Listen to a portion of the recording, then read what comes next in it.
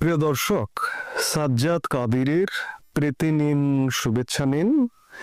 এই মুহূর্তে আপনাদের সামনে কথা বলতে এসছি। সেনাপ্রধান ভারতে যাচ্ছেন নাকি যাচ্ছেন না, এই প্রসঙ্গটা নিয়ে আপনাদের সামনে এই মুহূর্তে কথা বলতে চাই। গতকাল প্রথম ভারতীয় গণমাধ্যম দ্য স্টেটসম্যানে একটি সংবাদ নজরে এলো। সেই সংবাদটি হচ্ছে এই যে জাতিসংঘের শান্তিরক্ষী মিশনে যেসব দেশ সৈন্য পাঠায় সেসব দেশের ভারতে নয়াদিল্লিতে একটি সম্মেলনের আয়োজন করা হয়েছে আগামী 14 থেকে 16 অক্টোবর, দুদিন ব্যাপী। এই সম্মেলনে 30টির বেশি দেশ অংশগ্রহণ করতে যাচ্ছে। তো বাংলাদেশের সেনাপ্রধান জেনারেল ওয়াকারুজ্জামানও অংশগ্রহণ করবেন বা করবার সম্ভাবনা আছে, এমনটা স্টেটসম্যান জানিয়েছিল। স্টেটসম্যান এই খবর দেওয়ার সাথে সাথে বাংলাদেশের সংবাদ মাধ্যমগুলো প্রতিযোগিতামূলকভাবে সংবাদ পরিবেশন করে যে আগামী অক্টোবরের মাঝামাঝি সময় সেনাপ্রধান ভারত সফর করতে যাচ্ছেন। আর এই খবরটি প্রকাশিত হবার পর থেকে বাংলাদেশের ভারত বিরোধী জনগোষ্ঠীর মধ্যে একটা তোলপাড় চলছে।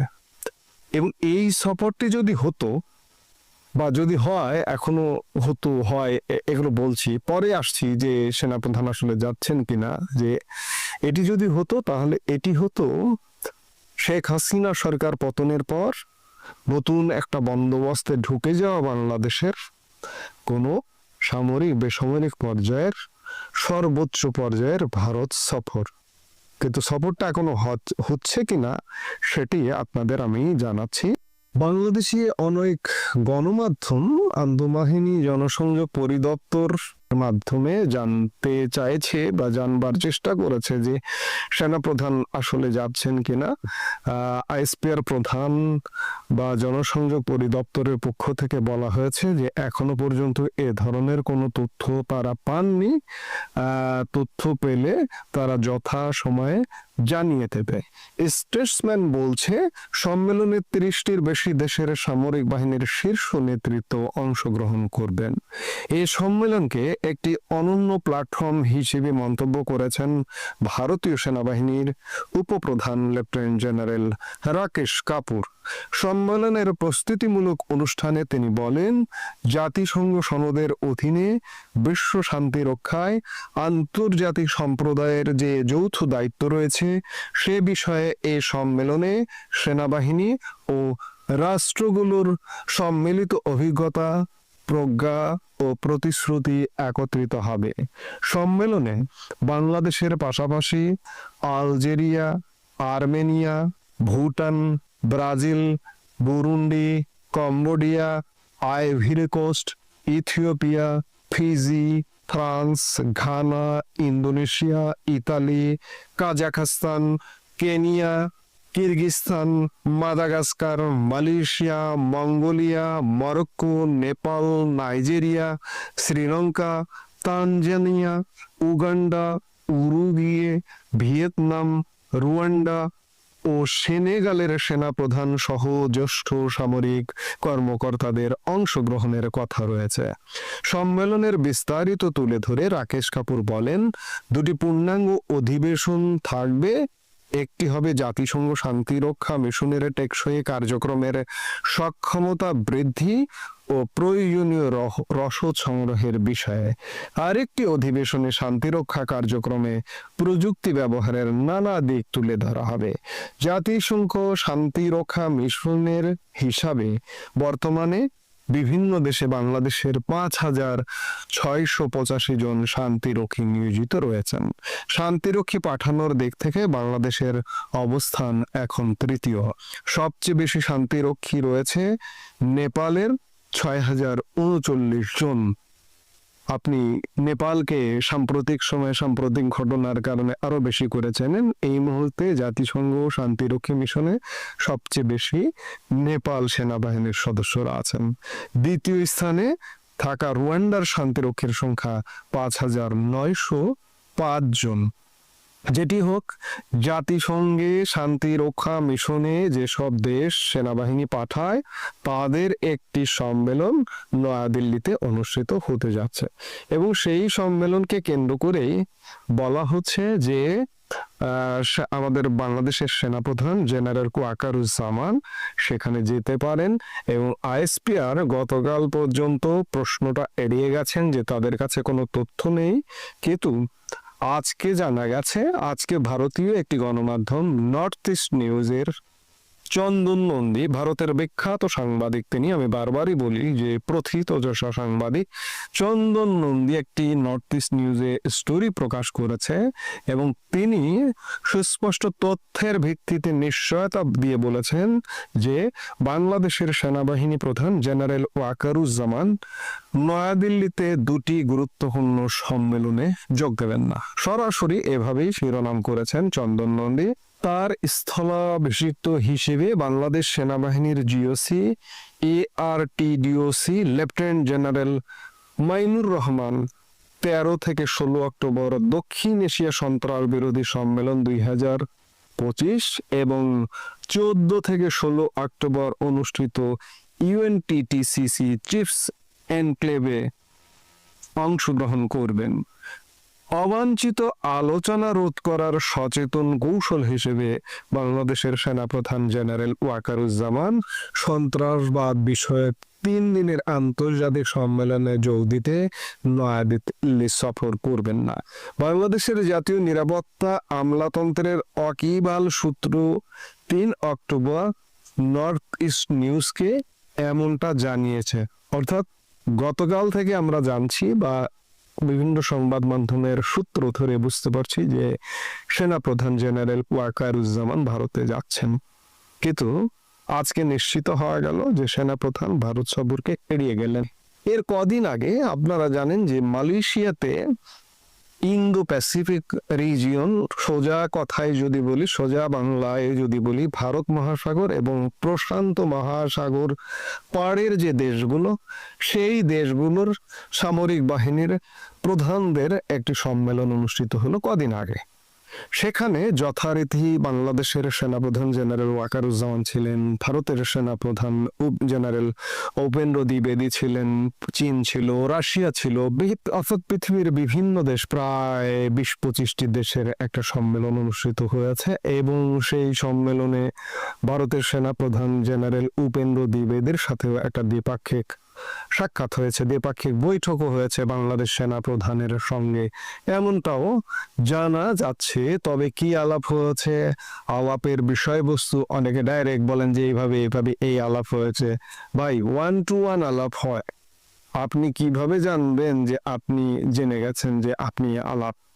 অনেকে নানান কথা, নানান গল্প বানিয়ে নানা রকম করে উপস্থাপন করেন।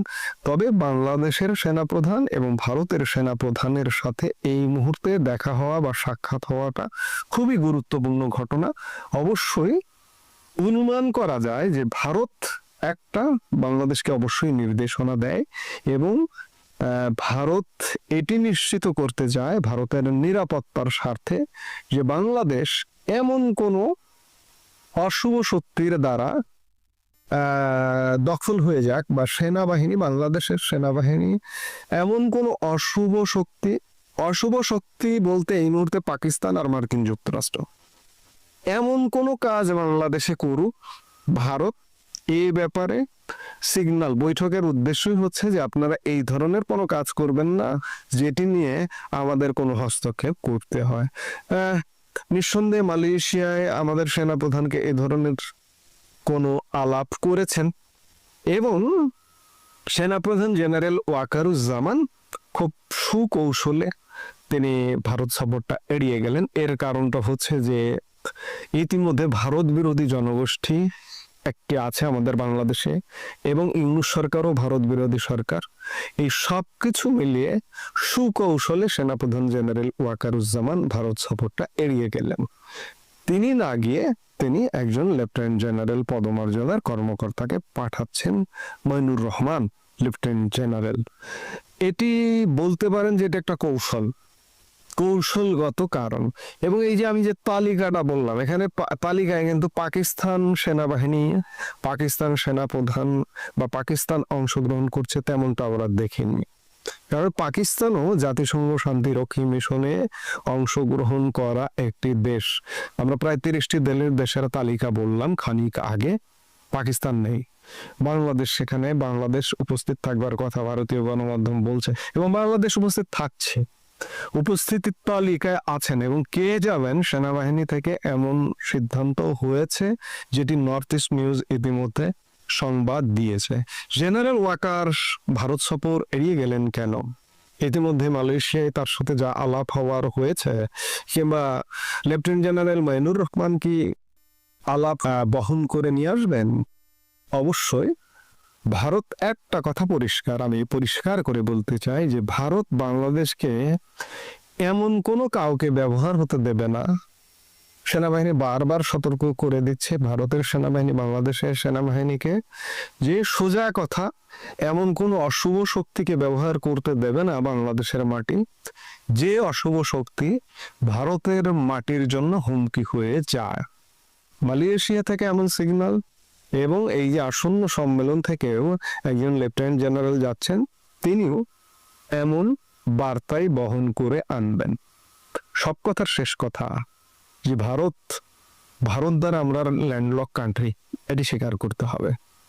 সেই ভারতকে উপেক্ষা করে যে ভারত তুমি যা পারো করো, কেউ যদি মনে করেন যে বাংলাদেশের ক্ষমতার মসনদে বসবে, অসম্ভব। ভারত ইতিমধ্যে ডিসাইডেড যে ভারত কি করবে কি না করবে, তাদের একদম পরিকল্পনা কমপ্লিট, যে বাংলাদেশে এই মুহূর্তে সোজা কথা তাদের যেটি বার্তা, একটা অন্তর্ভুক্তিমূলক নির্বাচন চায়। সব দল সব মত অংশগ্রহণ করবে, প্রার্থী হবে, সব দল সব মতের মানুষ ভোট দিতে যাবে। আপনি স্বপ্ন দেখতে বসে গেছেন যে আমি প্রধানমন্ত্রী হচ্ছি, আমি মন্ত্রী হচ্ছি, এই স্বপ্নগুলো আপনাদের দুঃস্বপ্ন পরিণত হবে ভারতকে কনভিন্স না করতে পারার কারণে। ভারতকে কনভিন্স করতে পারেননি আপনারা, এককভাবে আপনারা নির্বাচন করতে পারবেন না, যতই চেষ্টা করুন না কেন।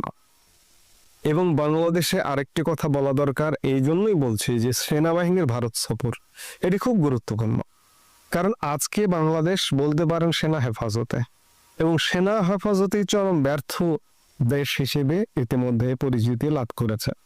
আমাদের সবকিছু বন্ধ হয়ে গেছে, দেশে আভ্যন্তরীণ ভাবে উৎপাদন, মানুষের কর্ম, মানুষের কাজ কাম, ক্ষুধা দারিদ্র্যে ভরে গেছে। বিদেশ থেকে আমরা যা কিছু পাই সবকিছু বন্ধ হয়ে গেছে, দেশে দেশে ভিসা বন্ধ হয়ে যাচ্ছে, নানান সমস্যায় জর্জরিত। সেনাবাহিনী দায়িত্ব নিয়েছিল, সেনা প্রধান দায়িত্ব নিয়েছিল 5 আগস্ট। তাহলে দায় সেনাবাহিনীর, এবং এই দায় থেকে সেনাবাহিনীর হাত দিয়ে বাংলাদেশকে উদ্ধার হতে হবে, এবং সেনাবাহিনী থেকেই ওই মেসেজটা আসবে। আজকে যে এই যে সরকারটা আছে, ইউনূস সরকার, সেনাবাহিনী যদি বলে ভাই তুমি চলে যাও, কালকে চলে যেতে বাধ্য হবে। কাজেই পৃথিবীর কেউ যদি কাউকে কোনো বার্তা দেয়, মেসেজ দেয়, সেটা সেনাবাহিনীকেই দেবে। এবং ওয়াকারুজ্জামান খুব সুকৌশলে ভারত সফরটা এড়িয়ে গেলেন। ভারত সফর হলে ভারত বিরোধীরা নানান কথা বলবে, এ বলবে সে বলবে, কিন্তু ওয়াকারুজ্জামান ভারত থেকে ঠিকই বার্তা পাবেন, ভারত সফরে না গিয়েও বার্তা পাবেন, এবং সেই বার্তা অনুযায়ী আগামী দিনে কাজ হবে, এটি নিশ্চিত থাকুন। এই মুহূর্তে এ পর্যন্ত, সবাই ভালো থাকুন, সুস্থ থাকুন।